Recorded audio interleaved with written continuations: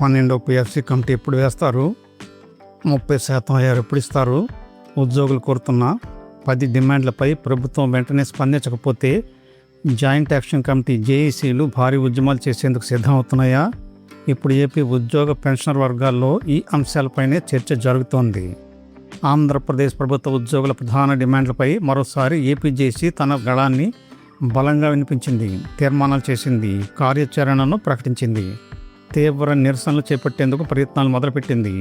ఈ మేరకు శనివారం నిర్ణయాలు తీసుకుంది. ప్రభుత్వం వెంటనే పీఆర్సీ కమిటీని నియమించి ఐఆర్ ప్రకటించి డిఎల్ మంజూరు చేసి ఉద్యోగులు పెన్షనర్లకు సంబంధించిన 10 ప్రధాన డిమాండ్లను పరిష్కరించాలని ఏపీ జేఏసీ డిమాండ్ చేసింది. లేని పక్షంలో ఉద్యమానికి లేదంటే ఐక్య ఉద్యమాలకు కూడా వెనుకాడబోమని AP JAC chairman Alaparthi Vidyasagar హెచ్చరించారు. విజయవాడ గాంధీనగర్లోని ఎన్జిఓ హోంలో శనివారం 20వ తేదీన జరిగిన ఉద్యోగ సంఘాల జాయింట్ యాక్షన్ కమిటీ సెక్రటేరియట్ సమావేశంలో ఆయన ఈ వ్యాఖ్యలు చేశారు. ఏపీ జేఏసీ చైర్మన్ విద్యాసాగర్ అధ్యక్షతన ఉద్యోగ సంఘాల జాయింట్ యాక్షన్ కమిటీ సెక్రటేరియట్ సమావేశం శనివారం జరిగింది. ఈ సమావేశంలో రాష్ట్ర ప్రభుత్వ ఉద్యోగులు పెన్షనర్లు ఎదుర్కొంటున్న అనేక సమస్యలపై సుదీర్ఘంగా చర్చించారు. ఉద్యోగులు పెన్షనర్లు కూటమి ప్రభుత్వంపై పెట్టుకున్న ఆశలను నెరవేరేలా ప్రభుత్వం తక్షణ చర్యలు తీసుకోవాలని, ముఖ్యంగా పీఆర్సీ కమిషన్ నియామకంపై ఇక ఆలస్యం చేయకూడదని సమావేశం అభిప్రాయపడింది. ఇటీవలనే కొద్ది రోజుల క్రితమే ఏపీ జేఏసీ అమరావతి అధ్యక్షులు బొప్పరాజు వెంకటేశ్వర్లు విజయవాడలో తన గళాన్ని గట్టిగా వినిపించారు. ఇప్పుడు వెంటనే ఏపీ జేఏసీ అలపర్తి విద్యాసాగర్ అధ్యక్షతన తన గళాన్ని వినిపించడం విశేషం. ఇక ఉపాధ్యాయ సంఘాల ఐక్యవేదిక ఫ్యాప్టో వంతు మాత్రమే మిగిలి ఉంది. అయితే ఇటీవల ఉద్యోగ సంఘాలు జేఏసీలు తమ స్వరాన్ని పెంచడానికి కారణమేంటి, అసలు ఉద్యోగుల అసంతృప్తికి కారణమేంటి, ప్రభుత్వం ఇప్పటికే 15,000 కోట్ల నుండి 21,000 కోట్ల వరకు 6-7 సంవత్సరాలుగా పెండింగ్లో ఉన్న బకాయిలను 4 విడతల్లో చెల్లించింది. ఉద్యోగులపై నమోదైన కొన్ని కేసులను కూడా ఉపసంహరించుకుంది. కొందరు ఉద్యోగుల ఉద్యోగ విరమణ వయస్సును 62 సంవత్సరాలకు పెంచేందుకు నిర్ణయం తీసుకుంది. త్వరలోనే సిపిఎస్పై మేము 57 అమలు చేసేందుకు, పాత పెన్షన్ విధానాన్ని అమలు చేసేందుకు ప్రభుత్వం ప్రయత్నాలు ప్రారంభించిందని ఉద్యోగ సంఘాలే చెప్తున్నాయి. కాంట్రాక్ట్ ఉద్యోగుల రెగ్యులరైజేషన్ ప్రక్రియకు ప్రభుత్వం ఇప్పటికే ఆమోదం తెలిపిందని తెలుస్తోంది.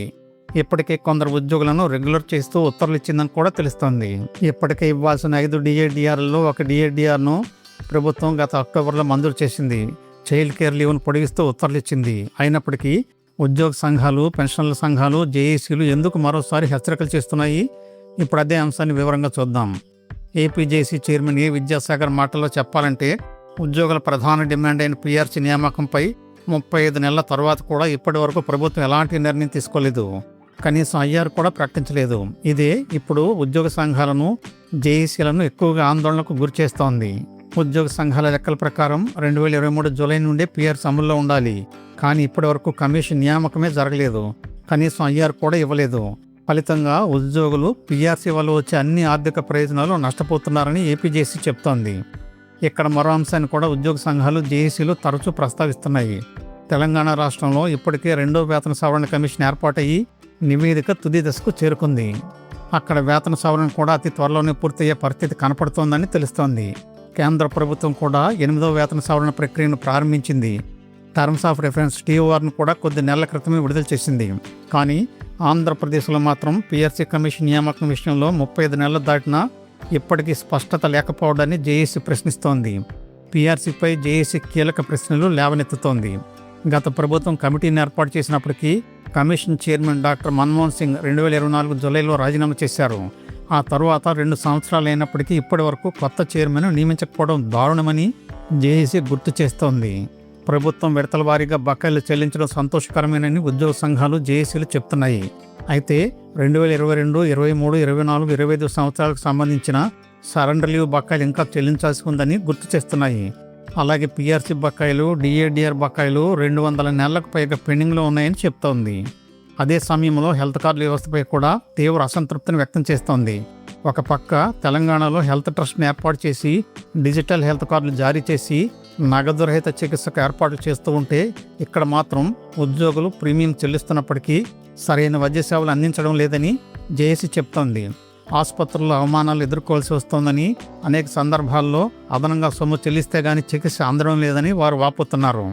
రాష్ట్ర ప్రభుత్వానికి గత 2 సంవత్సరాలుగా ఉద్యోగులు పూర్తి సహకారాన్ని అందిస్తున్నారని విద్యాసాగర్ పేర్కొన్నారు. అయితే వేతన సవరణ కమిటీ విషయంలో ప్రభుత్వం ముందుకు రాకపోతే ఉద్యమం తప్ప తమకు మరో మార్గం లేదని స్పష్టం చేశారు. అవసరమైతే ఐక్య ఉద్యమాలకు కూడా వెనుకాడబోమని ఆయన హెచ్చరించడం ఇప్పుడు ప్రాధాన్యత సంతరించుకుంది. ఏపీజేసీ రాష్ట్ర సెక్రటరీ జనరల్ కేఎస్ఎస్ ప్రసాద్ కూడా ప్రభుత్వ వైఖరిపై అసంతృప్తి వ్యక్తం చేశారు. పీఆర్సీ, ఐఆర్, సరెండర్ లీవ్ అంశాలపై ప్రభుత్వం వెంటనే స్పందించాలని ఆయన కోరారు. గత ప్రభుత్వం బకాయి పడ్డ 21,000 కోట్లను ప్రస్తుత ప్రభుత్వం చెల్లించినప్పటికీ వేతన సవరణ కమిటీ విషయంలో స్పందించకపోవడం సబబు కాదని అన్నారు. అదేవిధంగా ప్రభుత్వ రంగ సంస్థలు, గురుకుల పాఠశాలల ఉద్యోగుల పదవీ విరమణ వయసును 62 సంవత్సరాలకు పెంచడం, మేము 57 ద్వారా 2004కు ముందు నోటిఫై అయిన 11,000 మంది సిపిఎస్ ఉద్యోగులను ఓపీఎస్ పరిధిలోకి తీసుకురావడం వంటి అంశాల్లో ప్రభుత్వం వెంటనే సానుకూల నిర్ణయాలు తీసుకోవాలని ఆయన కోరారు. అలాగే అవుట్సోర్సింగ్ ఉద్యోగుల సమస్యలు, సర్వీస్ మ్యాటర్స్కు సంబంధించిన అంశాల్లో ఉద్యోగులకు న్యాయం చేయాలని విజ్ఞప్తి చేశారు. ఇదే సమావేశంలో వారు 10 ప్రధాన డిమాండ్లను పరిష్కరించాలని తీర్మానించారు. అవి ఇలా ఉన్నాయి: పీఆర్సీ కమిటీని వెంటనే నియమించాలి, ఐఆర్ ప్రకటించాలి, హెల్త్ కార్డుల వ్యవస్థను సక్రమంగా పనిచేసేలా చేయాలి, ముఖ్యమంత్రి హామీని అమలు చేయాలి, ఉద్యోగులకు సరెండర్ లీవ్ బకాయిల చెల్లింపు ప్రక్రియ ప్రారంభించాలి, పెండింగ్ డిఏల్లో 2 మంజూరు చేయాలి, పీఆర్సీ, డిఏ బకాయిలు చెల్లించాలి, ఇన్ సర్వీస్ ఉపాధ్యాయులకు టెట్ పరీక్ష నుండి మినహాయింపునిచ్చేలా చట్ట సవరణ కోసం కేంద్ర ప్రభుత్వంపై ఒత్తిడి తీసుకురావాలి, సిపిఎస్ను రద్దు చేసి పాత పెన్షన్ విధానాన్ని పునరుద్ధరించాలి, మరణించిన సిపిఎస్ ఉద్యోగుల కుటుంబాలకు 121వ జీవోకి సవరణ చేస్తూ వారి కాంట్రిబ్యూషన్ మొత్తాన్ని తిరిగి చెల్లించాలి, పెన్షనర్లకు గత ప్రభుత్వం తగ్గించిన అడిషనల్ క్వాంటమ్ ఆఫ్ పెన్షన్ను తిరిగి పునరుద్ధరించాలి, గ్రామ వార్డు సచివాలయ ఉద్యోగులకు నోషనల్ ఇంక్రిమెంట్లు ఇవ్వాలి, ఆటోమేటిక్ అడ్వాన్స్మెంట్ స్కీమ్ అమలు చేయాలి, పదవీ విరమణ వయసు 62 సంవత్సరాలకు పెంపుదల, మెమో 57 అంశాల్లో ప్రభుత్వం సానుకూల నిర్ణయం తీసుకున్నందున వెంటనే ఉత్తర్వులు జారీ చేయాలి, కాంట్రాక్ట్ ఉద్యోగుల రెగ్యులరైజేషన్ వేగవంతం చేయాలి, అవుట్సోర్సింగ్ ఉద్యోగుల కుటుంబాలకు ప్రభుత్వ పథకాల్లో భాగస్వామ్యం కల్పించాలి, కాంట్రాక్ట్ అండ్ అవుట్సోర్సింగ్ ఉద్యోగుల సమస్యలను పూర్తి స్థాయిలో పరిష్కరించాలి. ఈ 10 అత్యవసర డిమాండ్ల సాధన కోసం రాష్ట్ర ప్రభుత్వ ప్రధాన కార్యదర్శి సాయి ప్రసాద్ గారికి ఏపీజేసీ ప్రతినిధి బృందం వినతి పత్రాలు అందజేయాలని నిర్ణయించింది. అలాగే జూలై 1వ తేదీ నుండి 8వ తేదీ మధ్య జిల్లా, తాలూకా జేఏసీల ప్రతినిధి బృందాలు, పార్లమెంట్ సభ్యులు, శాసనసభ్యులు, జిల్లా కలెక్టర్లను కలిసి వినతి పత్రాలను అందజేసేందుకు నిర్ణయించారు. అంతేకాకుండా జూలై నెలాఖరులోగా ప్రభుత్వం స్పందించకపోతే జూలై 26వ తేదీన రాష్ట్ర వ్యాప్తంగా ఏపీజేసీ విస్తృత స్థాయి సమావేశం నిర్వహించి తదుపరి కార్యాచరణ ప్రకటించబోతున్నట్లుగా ఉద్యోగ సంఘాలు స్పష్టం చేశాయి. మరి ప్రభుత్వం పీఆర్సీ కమిటీ నియామకం పైన, ఐఆర్ ప్రకటన పైన, ఉద్యోగుల 10 ప్రధాన డిమాండ్ల పైన ఎలాంటి నిర్ణయం తీసుకుంటుందో వేచి చూస్తే కానీ తెలియదు. లేదా ఉద్యోగ సంఘాలు హెచ్చరిస్తున్నట్లుగా ఉద్యమాల దిశగా పరిస్థితులు వెళుతున్నాయా అనేది ఇప్పుడు ఆసక్తికరంగా మారింది. వీడియో నచ్చితే తప్పకుండా సబ్స్క్రైబ్ చేసుకోండి, 10 మందికి షేర్ చేయండి, తప్పనిసరిగా లైక్ చేయండి. ధన్యవాదాలు.